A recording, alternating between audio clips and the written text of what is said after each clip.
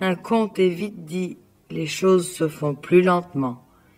Ivan Tsarévitch chevaucha longtemps et arriva à une croisée de chemin. Là, sur une borne de pierre, il était écrit « Celui qui ira tout droit aura froid et faim. Celui qui prendra à droite restera sain et sauf, mais perdra son cheval. Et celui qui ira à gauche sera tué, mais son cheval vivra. » Réflexion faite, Ivan Tsarévitch prit le chemin de droite pour ne point perdre la vie. Il chemina ainsi 3 jours durant et parvint à une grande et sombre forêt. Soudain, un loup gris bondit à sa rencontre.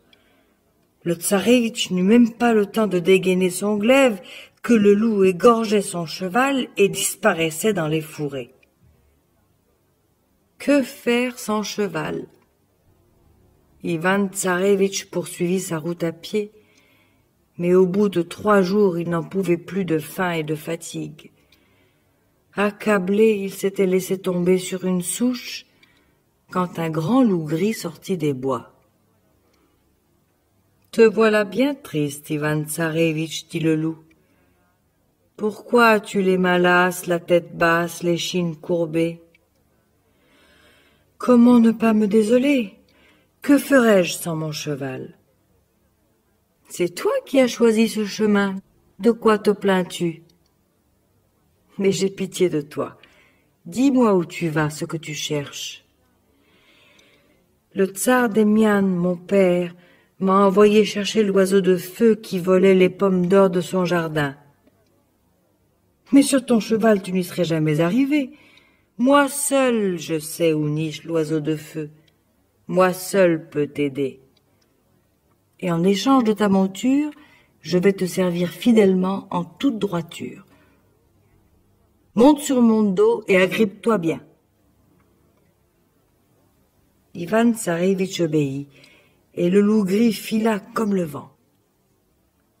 Le loup court, d'un bond passe les monts, d'une foulée franchit les vallées, des pattes dévorent l'espace, de la queue efface la trace. Le Tsarévitch n'a qu'à se cramponner. Devant un grand mur blanc, le loup s'arrêta et dit « Escalade ce mur. Derrière, il y a un jardin. Dans ce jardin, une cage d'or. Dans la cage, l'oiseau de feu. La garde d'or. Prends l'oiseau, mais ne touche pas à la cage, sinon un malheur t'arrivera. » Ivan Tsarévitch se glissa dans le jardin et vit l'oiseau de feu dans sa cage. Il prit l'oiseau et allait partir quand il se dit « Comment emporter l'oiseau sans cage? Je ne peux pas le mettre dans ma poche quand même. Et puis la cage est belle, tout ornée de pierreries. » Il oublia ce que le loup avait dit et saisit la cage. Aussitôt ce ne fut que carillon et sonnerie.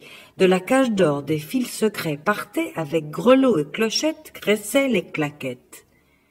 Les gardiens se sont réveillés, d'Ivan Tsarévitch se sont emparés, devant leur tsar Afron l'ont amené. « Qui es-tu » cria le tsar très en colère. « De quelle terre natif, de quel père le fils ?»« Je m'appelle Ivan Tsarévitch, et le tsar Demian est mon père. Ton oiseau de feu s'est fait coutume de venir grappiller nos pommes d'or. Alors mon père m'a envoyé le chercher, l'attraper. » Le tsar Afron hocha la tête avec reproche. « Ah, Ivan Tsarévitch, tu serais venu me trouver honnêtement que je te l'aurais donné, mon oiseau de feu, ou bien je l'aurais échangé contre autre chose. Alors que maintenant le monde entier va savoir qu'Ivan Tsarévitch n'est qu'un voleur. Enfin, passe pour cette fois. Écoute, si tu me rends service, je te pardonnerai et je te donnerai même l'oiseau de feu. Mais avant, tu vas aller par-delà 29 terres, dans le 30e royaume, chez le tsar Kousman, et me ramener son cheval à la crinière d'or. » Ivan Tsarévitch, tout penaud, alla retrouver le loup gris et lui dit ses malheurs. Le loup n'était pas content. « Pourquoi ne m'as-tu pas écouté, Tsarévitch? Pourquoi as-tu pris la cage? Je t'avais pourtant dit de ne pas y toucher. Pardonne-moi, s'il te plaît, je suis en faute, c'est vrai. Bon, n'en parlons plus. Monte sur mon dos et cramponne-toi bien. On va aller chez le tsar Kousman. » Ivan Tsarévitch monta sur le dos du loup, qui partit comme le vent. Le loup gris court, d'un bond passe les monts, d'une foulée franchit les vallées, des pattes dévorent l'espace, de la queue efface la trace. En peu de temps, ils arrivèrent chez le tsar Kousman, devant ses écuries de pierre blanche. Le loup dit au Tsarévitch: « Les gardiens sont endormis. Va chercher le cheval à la crinière d'or, mais ne touche pas à sa bride, sinon un autre malheur t'arrivera. » Ivan Tsarévitch se glissa dans l'écurie, prit le cheval par sa crinière d'or, et allait partir quand il vit une bride d'or pendue au mur, et se dit: « Comment mener un cheval sans bride? Et celle-là est si belle. » Mais dès qu'il la toucha, ce ne fut que carillon et sonnaille. La garde se réveilla, d'Ivan Tsarévitch s'empara, devant le tsar Kousman l'amena. Le tsar cria très en colère: « Qui es-tu? De quelle terre natif? De quel père le fils? Et comment oses-tu toucher à mon cheval? » « Le tsar Demian est mon père, Ivan Tsarévitch est mon nom. »« Ah, Ivan Tsarévitch, il fallait venir me trouver honnêtement. Par respect pour ton père, je t'aurais donné mon cheval. Et maintenant, toute la terre saura que le Tsarévitch n'est qu'un voleur de chevaux. Ce sera du joli. Enfin, je veux bien te pardonner et même te faire cadeau du cheval à la crinière d'or. Mais va d'abord à 29 terres d'ici, dans le 30e royaume, et ramène-moi la fille du tsar d'Almat, la princesse Hélène la Belle. »